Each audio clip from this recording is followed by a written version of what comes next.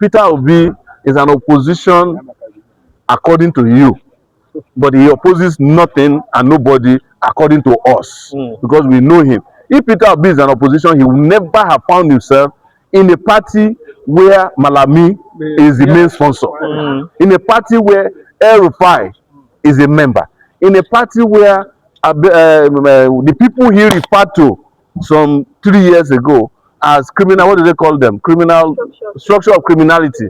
He will never, but he was never an opposition. Peter Obi is the guy who came and packaged himself, lied to you, and made all of you fall. You all should be apologizing to those of us who already told you since 2022, when Peter Obi came in the horizon, that he's fooling you. And he has fooled you to the point that instead of you admitting that you were fooled, you think you are too old to be fooled and you can't admit that you were fooled. Time for you to apologize to us, who showed you that he's not different from his brothers and uncles. And ask yourself, where is his former vice president, vice presidential candidate? They are all opposed to each other. Where is the political party that they said if you don't join in 2022, you are an enemy of Nigeria? They are no longer in existence. But where have we been since when we started in 2019? The same place. So is it not time to start respecting us? It is, with apologies. Thank you. Why do you think against the recent decision by the Lagos State governor on these environmental and social costs? You know, let me tell you, So your reaction to that? And what is I have no, please don't make a comparison. Nnamdi Kanu is in jail today because he's different from Sunday Igboho. If Nnamdi Kanu were to be Sunday Igboho, he would be campaigning for Tinubu in the southeast now, because it's the same terms that they gave to Sunday Igboho that he accepted that Nnamdi Kanu has rejected over the last 10 years. So please don't insult it. I don't know what he will do tomorrow, but the Nnamdi Kanu that I went to campaign for in Aba last week is not somebody. It will be, I don't even know what to call it, if it's a heresy to compare the two of them. As for Sunday Igboho, who I don't know too well, but I've always stated that their own brand of politics is what they call Amala politics in your state. It is politics of chop I chop. It is what they used to call during in the southeast or rub bumbo. Rub my back, I rub your back.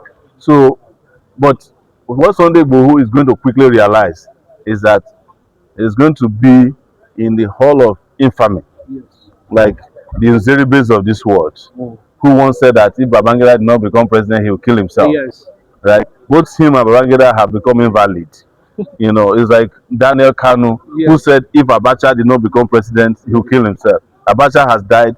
His own political career died forever. It's like Baba Adedibu in Ibadan, who says that Obasanjo, if he doesn't do third time, he will kill himself. He has also died.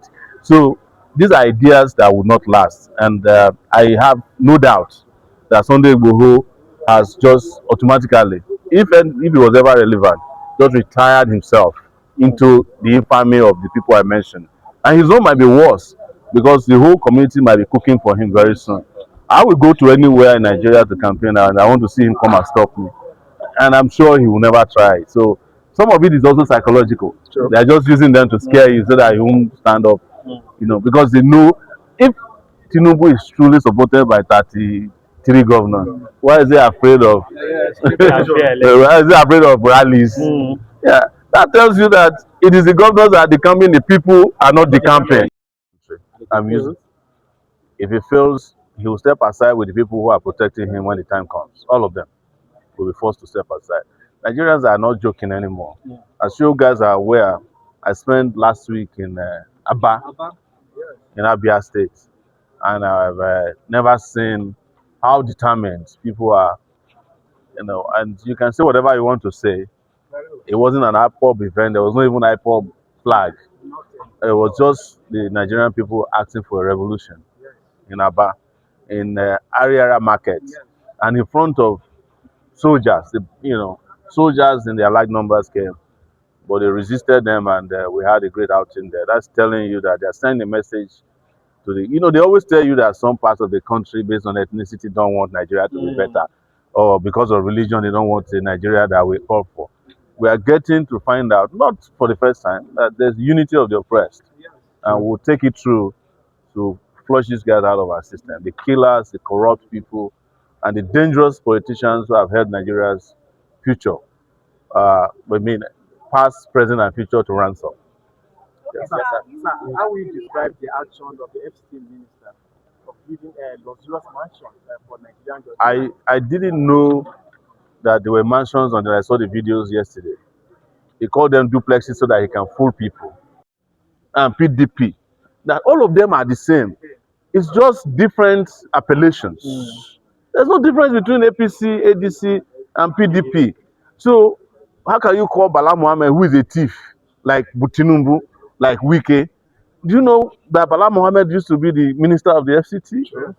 He did worse than Wike. He was arrested, prosecuted by this federal high court, and his son for corruption. And you are calling him opposition. You are the ones who are wrong in calling these people opposition. They can never, how can thieves oppose thieves? It's not possible. What should we call them? We should call them what they are, thieves. They are not opposition. They just erect this whole lie to you. The real opposition are the people who are fighting bare hand with no money, no office, who are taking on the system. We are the real opposition. But you don't want to call us opposition because we don't have money, because we don't drive big cars, and because we don't have mansions in Abuja. That's why you don't, because you don't know where to meet us. That's why you don't want to call us opposition. But we are the ones who are, if we are not here, this country would have been overrun by the Tinubu and the APC and the PDP and the ADC. They are all the same. They are all the same WhatsApp group. They have the same DNA of oppression, of corruption, of disregard for the dignity of the Nigerian person. So I don't like to hear when you call them opposition. Peter Obi is an opposition according to you, but he opposes nothing and nobody according to us, because we know him. If Peter Obi